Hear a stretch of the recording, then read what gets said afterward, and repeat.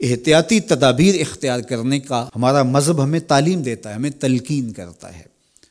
ہمیں جو آج محکمہ صحت کے کارپرداز، ذمہ داران اور آیان سلطنت بتا رہے ہیں، ہمارے دین نے ہمیں صدیوں قبل یہ بتایا ہے۔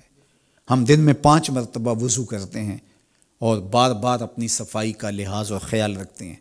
ہمیں ہر طرح کی نجاست سے پاک رہنے کا اور صاف رہنے کا حکم دیا گیا ہے۔ تو اس لیے دریں حالات جو محکمہ صحت کی احتیاطی تدابیر ہیں جو بتائی گئی ہیں، ان پر عمل پیرا ہو کر کے اور پورے حزم و احتیاط کے ساتھ اپنا خیال رکھتے ہوئے، اپنے اطراف میں بستے ہوئے لوگوں کا خیال رکھتے ہوئے ہم اپنی زندگی کے شب و روز بسر کریں اور بلا ضرورت اختلاط نہ ہو، جہاں ضروری ہو وہ ایک امر آخر ہے۔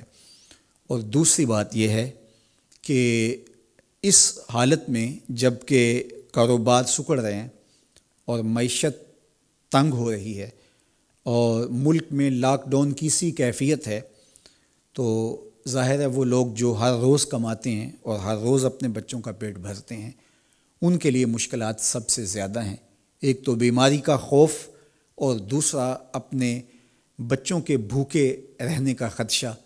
تو میں اور آپ اپنے اطراف میں غور و فکر کریں، دیکھیں جو میرا حلقہ اثر ہے، میری جو استطاعت ہے، استطاعت بھی اپنی دیکھوں اور اپنا حلقہ اثر بھی دیکھوں، اور جہاں تک میں اپنے دائرے میں رہ کے کر سکتا ہوں، جہاں تک آپ کر سکیں، انسانیت کی خدمت کیجئے اور لوگوں کی ڈھارس بندھائیے، لوگوں کو حوصلہ دیجئے، اللہ کی طرف رجوع کیجئے۔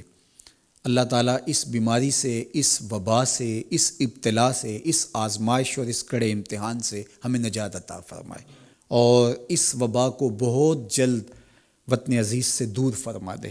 سسکتی انسانیت کی اللہ مدد فرمائے، اور اس وقت جو دکھے ہوئے حالات ہیں، اللہ تعالیٰ اپنے کرم سے سکون اور طمانینت پیدا فرمائے اور خیر کی راہوں کا ہمیں مسافر رکھے۔ کثرت کے ساتھ استغفار کیجیے۔